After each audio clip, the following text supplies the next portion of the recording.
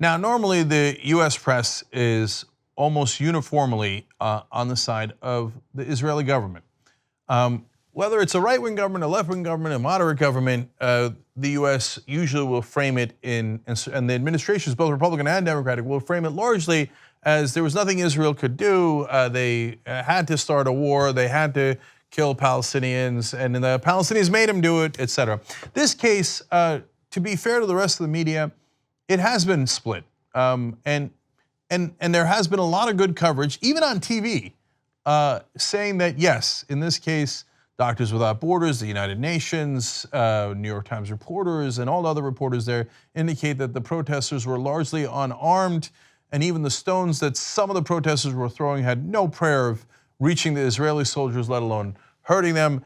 And people that were near the border, whether they were armed or unarmed, were mowed down, and we had dozens of casualties, meaning people who were killed, and 2,400 wounded. So Fox and Friends are, of course, outraged that there would be any balance in the media, so they're going to speak out against it. Let's watch.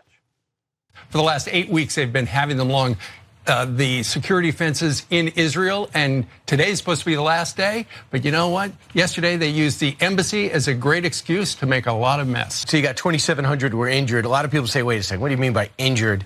They doubt that number. It's way too high. About 130 serious, 58 did lose their lives.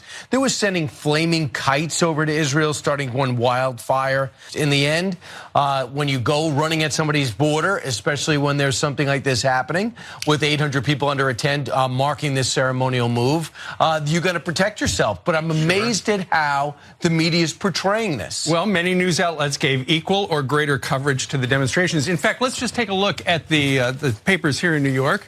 The cover of the New York Post has the opening of the embassy.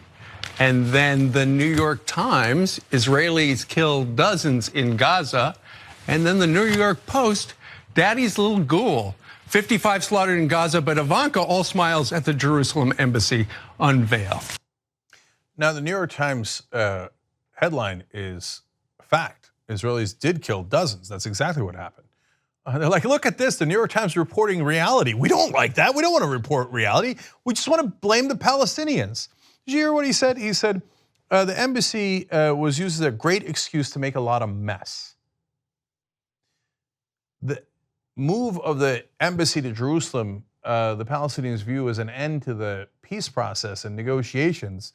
So they've basically been told by the US through that symbolic act that they will never get a state.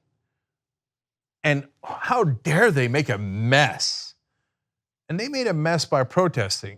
Israel killed 60 of them, and all those wounded and injured. Now, my favorite was the flying kite.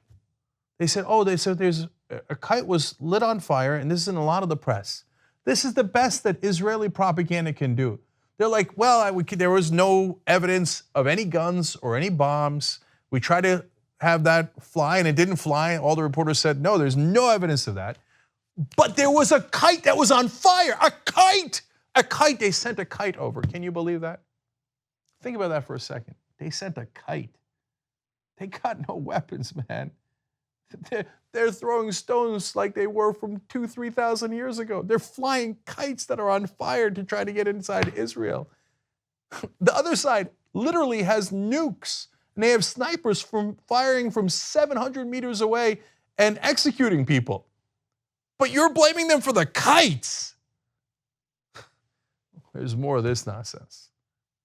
So the idea was Hamas would try to grab as many headlines as they possibly could while this was going on over at the embassy, and they got a lot of attention. And now they're taking, the Israelis are, a lot of heat for the fact that they fired upon these, I saw Keith Ellison said, mainly unarmed people. Do those look like mainly unarmed people? They're throwing rocks and throwing Molotov cocktails. They say they're throwing Molotov cocktails, and the guy kicks a tear gas canister launched by the Israeli Defense Forces. Do they look mainly unarmed? No, those 3-4 guys you showed don't look unarmed. And in fact, there were well more than those guys. There was other guys who were throwing stones as well.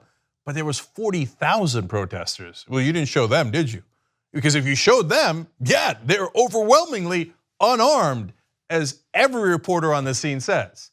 This is Fox News. And then they have the audacity to blame the rest of the press for not covering it factually. That is hilarious. 2 easy ways to follow the Young Turks. One is hit the subscribe button down below, then you're a TYT subscriber. And second is ring the bell. And when you do that on YouTube, you're notified of our videos.